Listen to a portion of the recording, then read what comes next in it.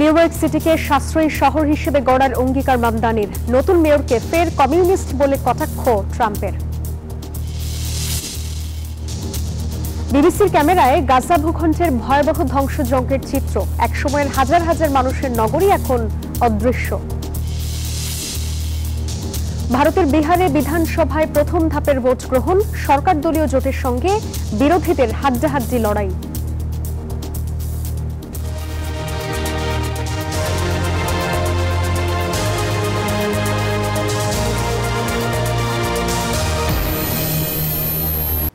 স্বাগত গ্লোবাল টাইমে। বিশ্বের নানা প্রান্তের খবর নিয়ে আপনাদের সাথে আছি আমি জান্নাতুল সাদিয়া। দেখছিলেন শিরোনামগুলো, এবার বিস্তারিত। নিউ ইয়র্কে মেয়র হিসেবে ঐতিহাসিক জয় পাওয়ার পরদিনই শহরকে সাশ্রয়ী করার বার্তা দিলেন জোহরান মামদানি। ঘোষণা করেন তার ট্রানজিশন দলের নাম। তবে তার এই জয়কে কমিউনিস্ট আখ্যা দিয়ে আবারও কড়া সমালোচনা করেছেন প্রেসিডেন্ট ডোনাল্ড ট্রাম্প। অন্যদিকে আটলান্টিকের ওপারে লন্ডনে মামদানির জয়কে দেখা হচ্ছে বিশ্বজুড়ে আশার প্রতীক হিসেবে। কুইন্সের ইউনিস্ফিয়ারকে সাক্ষী রেখে পথ চলা শুরু করলেন নিউ ইয়র্কের নবনির্বাচিত মেয়র জোহরান মামদানি। শহরকে নতুন পথে চালিত করতে বুধবার ঘোষণা করেন তার ট্রানজিশন টিম। মামদানির প্রতিশ্রুতি, এই প্রশাসন হবে একাধারে দক্ষ এবং নগরবাসীর প্রতি সহানুভূতিশীল। ঐতিহাসিক জয়ের পর তিনি জোর দেন তার প্রধান দুই লক্ষ্যে: সাশ্রয়ী আবাসনের সংকট মোকাবেলা এবং জনগণের আস্থা পুনরুদ্ধার। সিটি হলে আমার প্রথম দিনটি আমার শেষ দিনের মতোই দেখাবে। এটি জীবনযাত্রার ব্যয় সংকটকে কেন্দ্র করে হবে। এটি সেই সব নিউ ইয়র্কবাসীর জন্য কাজ করবে যাদের এই শহর থেকে বের করে দেওয়া হয়েছে। তবে মামদানির এই বিজয়কে আবারও তীব্র ভাষায় আক্রমণ করলেন প্রেসিডেন্ট ডোনাল্ড ট্রাম্প। বুধবার এক বিজনেস ফোরামে আবারও নবনির্বাচিত মেয়রকে সরাসরি কমিউনিস্ট আখ্যা দিয়ে তিনি সতর্ক করেন, নিউ ইয়র্কের ভবিষ্যৎ ভালো হবে না। দেশের বৃহত্তম শহরের মেয়র হিসেবে একজন কমিউনিস্টকে বসিয়েছে ডেমোক্র্যাটরা। অন্যদিকে আটলান্টিকের ওপারে লন্ডনে বইছে আশার হাওয়া। বিশ্বজুড়ে ডানপন্থী রাজনীতির উত্থানের বিপরীতে দাঁড়িয়ে অনেকেই মামদানির এই জয়কে দেখছেন নতুন দিনের প্রতীক হিসেবে। আশা করি পরিবর্তনের সময় এসেছে। যুক্তরাষ্ট্রের বিভাজনের বিরুদ্ধে এবং মানুষকে একত্রিত করার জন্য একটি শক্তিশালী কণ্ঠস্বর, যা খুবই প্রয়োজন। নিউ ইয়র্ক সিটির প্রথম দক্ষিণ এশীয় এবং মুসলিম মেয়র হিসেবে মামদানির যাত্রা কেমন হবে সেদিকেই তাকিয়ে বিশ্ব। নিবির আমিন, নিউজ 24। নিউ ইয়র্ক সিটি নির্বাচনে জোহরান মামদানির ইতিহাস করা জয়ে তাকে জাতীয় পর্যায়ের প্রভাবশালী নেতা হিসেবে দেখা হচ্ছে। যুক্তরাষ্ট্রের ভবিষ্যৎ প্রেসিডেন্ট প্রার্থী হিসেবেও ভাবছেন তার ভক্ত সমর্থকরা। তবে সাংবিধানিক কারণে অভিবাসী মামদানি কখনোই মার্কিন মসনদে বসতে পারবেন না। যুক্তরাষ্ট্রের সংবিধান অনুযায়ী দেশটির প্রেসিডেন্ট হতে হলে প্রার্থীকে অবশ্যই জন্মসূত্রে বা স্বাভাবিকভাবে নাগরিক হতে হবে। জোহরান মামদানি স্পষ্টভাবে এই শর্ত পূরণ করেন না। নিউ ইয়র্কের মেয়র নির্বাচনে এক গুচ্ছ রেকর্ড করা জয় পেয়ে মার্কিন রাজনীতিতে আলোচনার কেন্দ্রবিন্দুতে এখন 34 বছর বয়সী জোহরান মামদানি, যার উত্তাপ 85 লাখ মানুষের নিউ ইয়র্ক ছাড়িয়ে পড়েছে গোটা যুক্তরাষ্ট্রে। তাকে ভবিষ্যতের জাতীয় পর্যায়ের প্রভাবশালী নেতা হিসেবে দেখা হচ্ছে। চর্চিত হচ্ছে ভবিষ্যতে মার্কিন মূল্যকের প্রেসিডেন্ট হতে পারেন এই ডেমোক্রেট রাজনীতিক। তবে তারুণ্যের প্রতীক, আত্মবিশ্বাসী, উদারপন্থী ও স্পষ্টভাষী নেতা মামদানি আকাশচুম্বী জনপ্রিয়তা পেলেও যুক্তরাষ্ট্রের প্রেসিডেন্ট পদে প্রার্থী হওয়া তার পক্ষে সম্ভব নয়। সাংবিধানিক কারণেই তা অসম্ভব। যুক্তরাষ্ট্রের সংবিধান বলছে কাউকে প্রেসিডেন্ট পদে প্রার্থী হতে হলে জন্মসূত্রে মার্কিন নাগরিক হতে হবে। মামদানি 1991 সালে উগান্ডার কাম্পালায় ভারতীয় পিতামাতার ঘরে জন্মগ্রহণ করেন আর 7 বছর বয়সে পরিবারের সঙ্গে চলে আসেন যুক্তরাষ্ট্রে। পরবর্তীতে 2018 সালে স্বাভাবিকভাবে মার্কিন নাগরিক হন, অর্থাৎ তিনি জন্মসূত্রে মার্কিন নাগরিক নন। জন্মসনদ ইস্যুতে এখন প্রেসিডেন্ট প্রার্থী হওয়া নিয়ে অনিশ্চয়তাই নিউ ইয়র্কের সদ্য নির্বাচিত মেয়র জোহরান মামদানি। আসমাতুলি, নিউজ 24। ফিলিস্তিনের গাজা উপত্যকা যে পুরোপুরি মাটিতে মিশিয়ে দিয়েছে ইসরায়েল, সেই খবর বিশ্ব গণমাধ্যমে এসেছে অনেক আগেই। তার বিস্তৃত চিত্র দেখা গেল বিবিসির ক্যামেরায়। ব্রিটিশ গণমাধ্যমটির প্রতিবেদনে যুক্ত করা এই ভিডিওতে যা দেখা গেছে তাতে আটকে উঠবেন যে কেউই। ডেস্ক রিপোর্টে দেখুন সেই চিত্র। বেইত হানুন থেকে গাজার শহরের দিকে তাকালেই চোখে পড়বে সমতল বিস্তৃত ধ্বংসের এক রঙা ভূদৃশ্য। একসময়ের হাজার হাজার মানুষের বসবাসের নগরী এখন অদৃশ্য। 2 বছরের যুদ্ধে পুরো অঞ্চলকে এক ধ্বংসস্তূপের নগরীতে পরিণত করেছে ইসরায়েলি বাহিনী। এমনই দৃশ্য ধরা পড়েছে ব্রিটিশ সংবাদ মাধ্যম বিবিসির ক্যামেরায়। ইসরায়েল এখনো গাজায় সাংবাদিকদের প্রবেশ নিষিদ্ধ রেখেছে, তবে নির্দিষ্ট কিছু এলাকায় মাঝে মধ্যে প্রবেশের অনুমতি দেওয়া হয়। যদিও ফিলিস্তিনিদের সঙ্গে কথা বলার সুযোগ পাননি বিবিসির সাংবাদিকরা।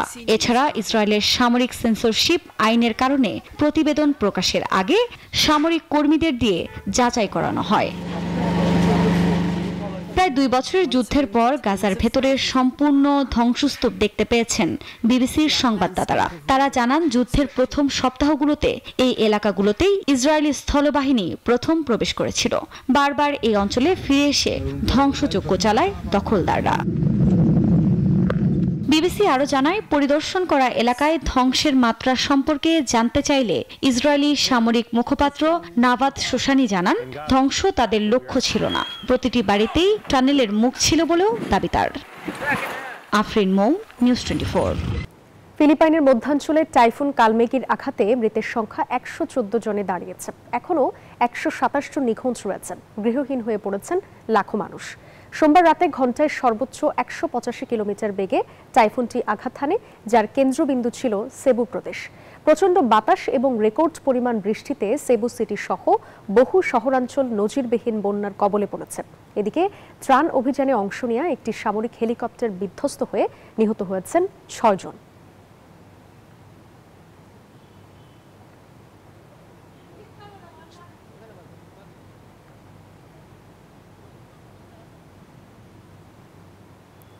এক মাসে পশ্চিম তীরে 2300-র বেশি হামলা চালিয়েছে ইসরায়েলি বাহিনী। এমনই এক চাঞ্চল্যকর প্রতিবেদন প্রকাশ করেছে ফিলিস্তিনি কর্তৃপক্ষের উপনিবেশকরণ ও প্রাচীর প্রতিরোধ কমিশন CRRC। এতে বলা হয়েছে, প্রাণ বাঁচাতে পালিয়ে বেড়াচ্ছেন ফিলিস্তিনিরা। যে কোনো আগ্রাসনকে হার মানিয়েছে গাজায় ইসরায়েলি বর্বরতা।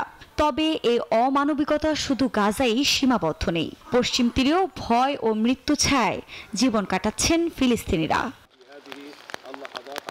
এই পরিস্থিতিতে এক চাঞ্চল্যকর প্রতিবেদন প্রকাশ করেছে ফিলিস্তিনি কর্তৃপক্ষের উপনিবেশীকরণ ও প্রাচীর প্রতিরোধ কমিশন CRRC।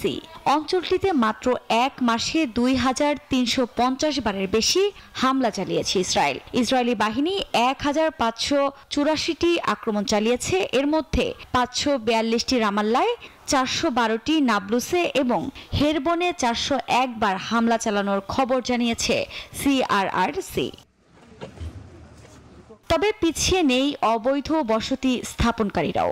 মোট 766 বার হামলার রেকর্ড করেছে সংস্থাটি। শুধু তাই নয়, ফিলিস্তিনিদের জমিতে নতুন 7টি ফাঁড়ি স্থাপনের চেষ্টাও করেছে তারা। এদিকে যুক্তরাষ্ট্র প্রকাশ্য এ দখলের বিরোধিতা করলেও ইসরায়েলি দমন নীতি থামাতে কোনো কার্যকর পদক্ষেপ নিচ্ছে না। এ পরিস্থিতিতে বিশ্লেষকরা বলছেন, সহিংসতা, ভূমি দখল ও বসতি সম্প্রসারণ সব মিলিয়ে পশ্চিম তীরে ইসরায়েল এখন সংগঠিত উপনিবেশিক অভিযান চালাচ্ছে, যা আন্তর্জাতিক আইন ও শান্তি প্রক্রিয়ার জন্য গুরুতর হুমকি বলছেন অনেকে। আফরিন মৌ, নিউজ 24। কড়া নিরাপত্তার মধ্য দিয়ে অনুষ্ঠিত হয়েছে ভারতের বিহার রাজ্যের বিধানসভার প্রথম ধাপের ভোট গ্রহণ। বৃহস্পতিবার 243 আসনের মধ্যে 121টিতে ভোট নেওয়া হয়। সকাল থেকেই ভোট দিতে কেন্দ্রে উপস্থিত হন মুখ্যমন্ত্রী নীতিশ কুমার, আরজেডি নেতা লালু প্রসাদ যাদব সহ শীর্ষ নেতারা। এদিকে বিরোধী জোটের সঙ্গে হাড্ডাহাড্ডি লড়াইয়ের ইঙ্গিত মিললেও ক্ষমতা ধরে রাখার ব্যাপারে আশাবাদী ন্যাশনাল ডেমোক্রেটিক অ্যালায়েন্স। বেকারত্ব, অভ্যন্তরীণ অভিবাসন, দুর্নীতি, শিক্ষা, স্বাস্থ্যসেবা সহ নানা সংকটের মধ্যে অনুষ্ঠিত হল বিহারের বিধানসভা নির্বাচনের প্রথম ধাপ। 243টি আসনের মধ্যে বৃহস্পতিবার ভোট হয় 121টি আসনে। কড়া নিরাপত্তার মধ্যে এবারের বিধানসভা নির্বাচনে ভোটারদের উপস্থিতি ছিল চোখে পড়ার মতো। পছন্দের প্রার্থীকে বেছে নিতে ভোট দেন ভোটাররা। সকাল থেকেই ভোট দিতে কেন্দ্রে উপস্থিত হন মুখ্যমন্ত্রী নীতিশ কুমার, আরজেডি নেতা লালু প্রসাদ যাদব, এলজেপি নেতা চিরাগ পাসওয়ান সহ শীর্ষ নেতারা।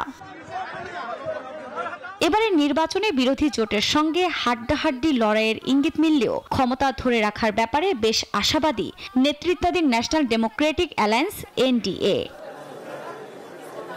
এদিকে প্রথম ধাপের ভোট শেষ হলেও বিহারের রাজনৈতিক উত্তাপ এখনো তুঙ্গে।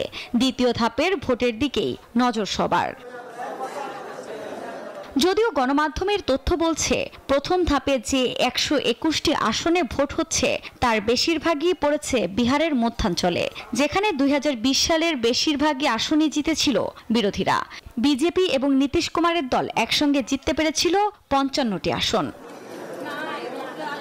11ই নভেম্বর দ্বিতীয় ধাপে ভোট দিবে বিহারবাসী এবং 14ই নভেম্বর নির্বাচনের ফল ঘোষণা করা হবে। আফরিন মৌ, নিউজ 24। পারমাণবিক অস্ত্র পরীক্ষা নিয়ে এবার হুঁশিয়ারি দিলেন রুশ প্রেসিডেন্ট ভ্লাদিমির পুতিন। এ বিষয়ে প্রস্তাবনা তৈরির নির্দেশ দিয়েছেন তিনি। পুতিন স্পষ্ট করে বলেন, যদি অন্য দেশ পারমাণবিক পরীক্ষা চালায় একই পদক্ষেপ নিতে প্রস্তুত থাকবে রাশিয়াও। তার এমন হুঁশিয়ারিকে যুক্তরাষ্ট্র ও পশ্চিমা দেশগুলোর উদ্দেশ্যে কৌশলগত বার্তা হিসেবেই দেখছেন বিশ্লেষকরা। বিশ্বের শক্তিধর দেশগুলোর পারমাণবিক অস্ত্র পরীক্ষার নির্দেশ যেন চ্যালেঞ্জ তৈরি করেছে বিশ্বব্যাপী অস্ত্র নিয়ন্ত্রণ ও কূটনৈতিক ভারসাম্যের উপর। মার্কিন প্রেসিডেন্ট ডোনাল্ড ট্রাম্পের পর এবার পারমাণবিক অস্ত্র পরীক্ষা নিয়ে হুঁশিয়ারি দিলেন রুশ প্রেসিডেন্ট ভ্লাদিমির পুতিন। মস্কোতে নিরাপত্তা পরিষদের বৈঠকে পারমাণবিক অস্ত্র পরীক্ষার বিষয়ে কর্মকর্তাদের প্রস্তাবনা তৈরির নির্দেশ দেন তিনি। যুক্তরাষ্ট্র পারমাণবিক অস্ত্র পরীক্ষা করছে, গণমাধ্যমে এমন খবরের প্রতিক্রিয়ায় এ বৈঠক ডাকা হয়। রাশিয়া সর্বদা ব্যাপক পারমাণবিক পরীক্ষা নিষেধ চুক্তির অধীনে নিজেদের বাধ্যবাধকতাগুলো কঠোরভাবে মেনে চলছে এবং সেগুলো থেকে সরে আসার কোনো পরিকল্পনাও নেই। তবে যুক্তরাষ্ট্র বা অন্য কোনো চুক্তিভুক্ত দেশ পারমাণবিক পরীক্ষা চালায় তাহলে রাশিয়াও ব্যবস্থা নিতে বাধ্য হবে।